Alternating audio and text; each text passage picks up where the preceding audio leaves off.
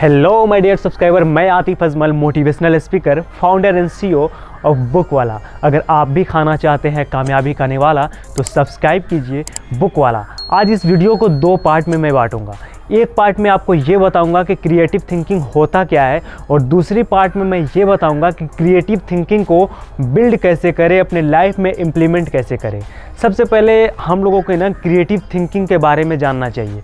हम लोगों को अक्सर गलतफहमी रहती है कि creative thinking scientist, engineer, artist या फिर सिंगर को ही हम लोग क्रिएटिव थिंकिंग मानते हैं।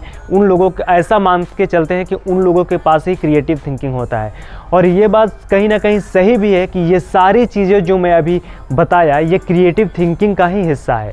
लेकिन इसका मतलब ये बिल्कुल भी नहीं है कि सिर्फ़ और सिर्फ यही चीज़ें क्रिएटिव थिंकिंग का हिस्सा है।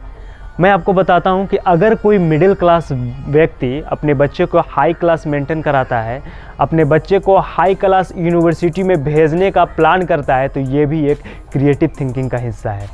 अगर कोई परिवार आस-पास के अपने जगहों को साफ़ सुथरा रखने की कोशिश करता है, साफ़ सुथरा रखता है, तो ये भी एक क्रिएटिव थिंकिंग का ही हिस्सा है। अगर कोई व्यक्ति, कोई व्यापारी, कोई बिजनेसमैन अपने बिज़नेस में कोई ऐसा उपाय सोचता है जिसके वजह से उसके वर्कर उसके बिज़नेस में इंटरेस्ट लेकर के काम करना शुरू कर देते हैं, तो ये भी एक क्रिएटिव थिंकिंग का ही हिस्सा है। या फिर मान लेते हैं कि अगर कोई व्यक्ति निश्चित झगड़े को, यानी कि होने वाले झगड़े को रोक लेता है, वो अपने सूझबूझ के बदौलत रोक लेता है, तो ये भी एक कहीं ना कहीं क्रिएटिव थिंकिंग में ही शामिल होता है। लेकिन हम लोग और बाज़ लोग ये समझते आते हैं कि जो लोग स्टेज पे परफॉर्म कर रहे हैं, जो लोग अपने लाइफ में ऊंचाइयों को छू रहे हैं, जो लोगों के पास कुछ एक्स्ट्रा ऑर्डिनरी नॉलेज है, वो ही क्रिएटिव थिंकिंग रखते हैं। तो ऐसा बिल्कुल नहीं है। क्रिएटिव थिंकिंग एक छोटे से कीड़े से लेकर के एक बड़ा सा जानवर पे ख़त्म होता है।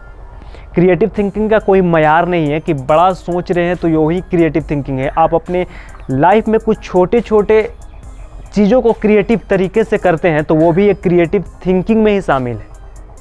अगर अपने बिजनेस, आपके पास कोई बड़ा सा एम्पायर नहीं है, कोई बड़ा सा कंपनी नहीं है, आपके पास एक छोटा सा दुकान है, उसमें ही कुछ ऐसा क्रिएटिव आप सोचते हैं जिसके वजह से आपका कस्टमर रेशियो बढ़ जाता है, जिसके वजह से आपके बंदे, जो आपके वर्कर काम करते हैं, वो दिल लगा करके मन चाहे काम करने लगते हैं, काम करना शुरू कर देते हैं, तो ये भी एक कहीं ना कहीं क्रिएटिव थिंकिंग का ही हिस्सा है। तो इस चीज़ को डेवलप कैसे करें, ये सभी का सवाल होगा कि इस चीज़ को डेवलप कैसे करें। इस वीडियो के नीचे कमेंट कीजिए, और वैसे भी कि हम इस वीडियो के बाद में दूसरा पार्ट इस वीडियो का लाऊंगा, जो उसमें बताऊंगा, उसमें कवर करूंगा कि इस चीज़ को, ये क्रिएटिव थिंकिंग जो है, जो हम सुनते आ रहे हैं और जो हम जिस विस्तार से हम आप लोगों को बताएं, इस चीज़ को कैसे अपने लाइफ में डेवलप करें और कैसे अपने लाइफ में इम्प्लीमेंट करें, इस चीज़ के ऊपर मैं बताऊंगा अगले वीडियो में, नेक्स्ट वीडियो में। तब तक के लिए इतना ही, मिलते हैं कि अगले वीडियो में। तब तक के लिए शुक्रिया।